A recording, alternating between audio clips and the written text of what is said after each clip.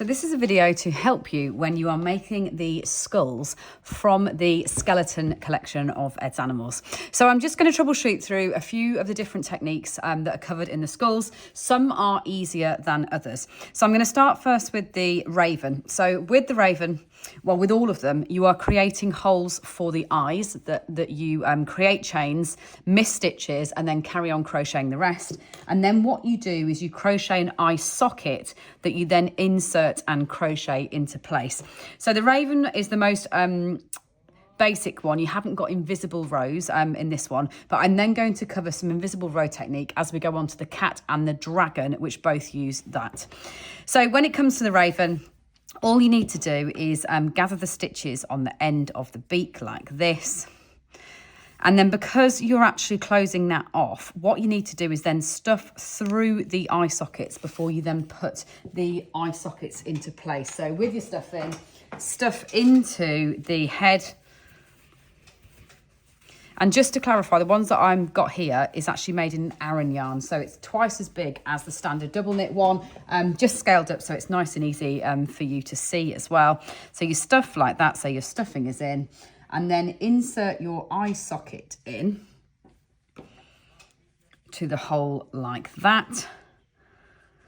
And then you double crochet around the edge. So I've left that live, but you don't have to leave it live. You could always have finished it off and then rejoin it in, place it in, and then crochet through the stitch on the skull and then through the stitch on the disc that you've created to become the eye socket, and then double crochet that into place. And just make sure that you've got the socket right side facing as well. So in the way that you've got a right side and a wrong side, to get the neatest finish, make sure you've got it right side facing outwards. So crochet right the way around the edge like that.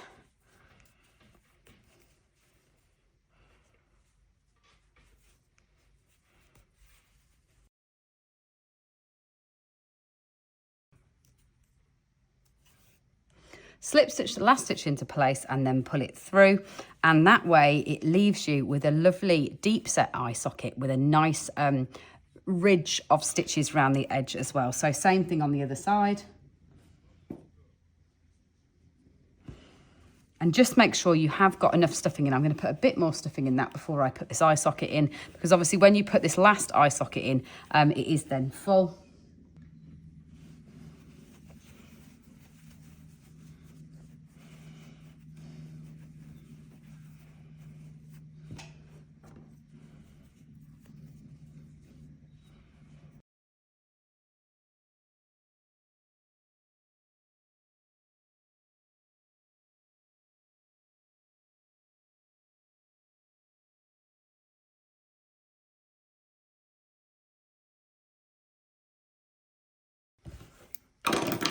So now I'm going to do a slightly more complicated skull. So I'm going to come on to the cat's one just to show you when you're actually talk you through the idea of chaining, missing stitches, and then using invisible rows in order to create the really unique shapes of some of these skulls.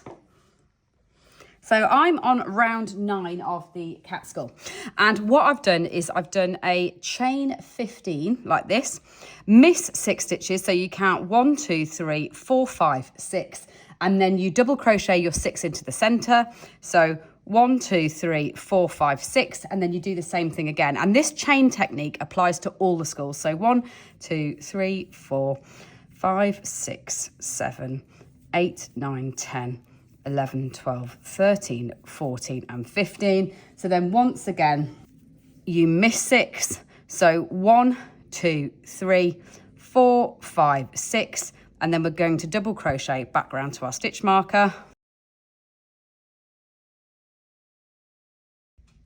So what we're going to do next is what's quite unusual about this skull pattern, and this is only going to apply to the dragon and the cat, and the others don't use this method. So we're going to be using invisible rows to turn around these eye holes. So what we need to do first is slip stitch into the chain. So this is our chain that we did initially. Leave your stitch marker in place because we'll refer to that again when we come back. So slip into your first chain hole like this. and then turn, and we're going to double crochet 18 invisible stitches back round here. So firstly, I'm going to do a normal one as my first one, but then I'm going to do an invisible. So when you're crocheting in rounds like we are, and like we have done so far, you'll get a texture that's consistent on the right side and then consistent on the wrong side, rather than getting stripes in a change of texture. When you crochet in rows and you turn in between, if you didn't change the stitch that you were doing to do what I'm about to show you now, you'd end up with a slight change of texture and some ridges underneath. Now, if you find what I'm about to show you very awkward, you don't need to do it this way. You could just work normal rows by working into the back of the stitch like this. But if you do what I call an invisible row, it means that you will retain the texture as if you were working in rounds, even though you're working in rows for these few stitches. So come in the back of the stitch, and this is what's unique about this. We're going to come in from the back towards you like that, yarn over and take that back to the back, and then turn that stitch around like that before you then yarn over and finish off that stitch. And that means that you're effectively doing a double crochet stitch, but from the other side of the fabric, so that you get the same texture on the right side. So I'll show you that again. You're going to come in from that side through, then twist the stitch. And this is the awkward bit, is the fact that you want to rotate that stitch like that before bringing the yarn over and through. So come right the way across this row, working this wrong side as an invisible row.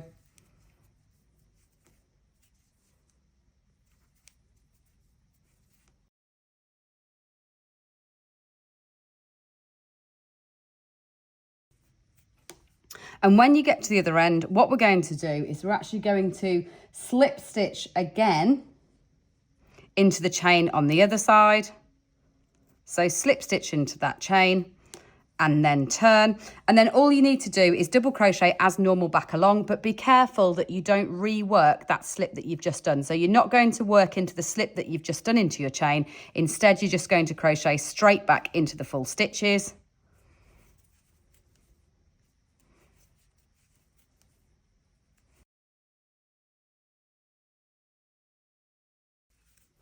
And then the same thing again, when you get back to your chain on the other side, you're going to slip into that chain like that, and then turn, and then we're working invisible again. So we're not going to work into that first slip one like that. I'm going to work a normal one first because it just makes it a bit tighter before I then work on my invisible. So this would be an invisible row coming back. So from the back towards yourself before rotating that stitch and finishing it off.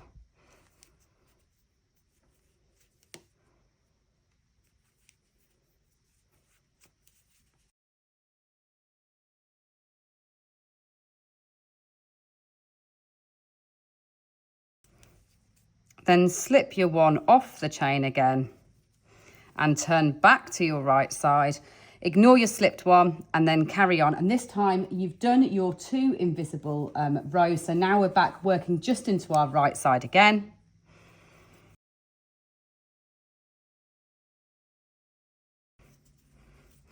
And the most important thing when you're doing this cat one is to make sure that you're retaining the same number of stitches there, not gaining them by reworking those slips off your chain. You should be retaining your 18 stitches. Before then, you're back to this point and you've done the tricky bit in truth, because now all you're going to be doing is turning it back into a round. So I've pulled my stitch marker back up there before I then actually work onto the chain by doing my 13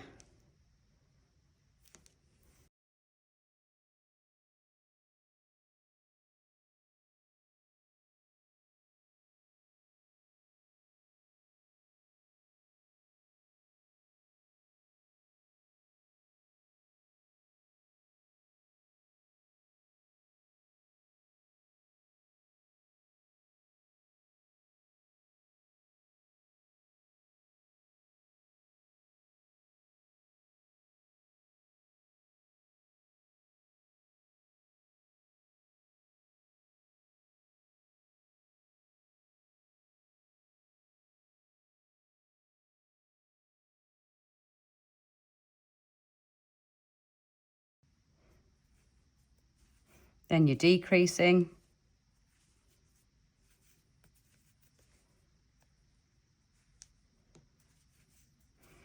And then up onto your chain in the same way. And so then you have rejoined working in a normal round again, from which you carry on. So my stitch markers remained in the same place, and the only fiddly bit was the fact that we were going backwards and forwards for 4 rows, working our invisibles, so that we can basically elongate the underneath bit in between the 2 eye holes, so it creates those lovely big eye sockets on the cat design. Then you'd be joining in a nose socket in exactly the same way as the eye sockets, like I just demonstrated on the Raven. So just finally, all I wanted to talk through really was the dragon, so that you get to see the dragon in full, so that you, just to help you when you are doing your kind of sewing up and sewing together. So with the dragon skull, you're working invisible. The invisible would be here on the underneath of the head, but in exactly the same way as I've just demonstrated there on the cat one. You'll do a few rows of invisible underneath.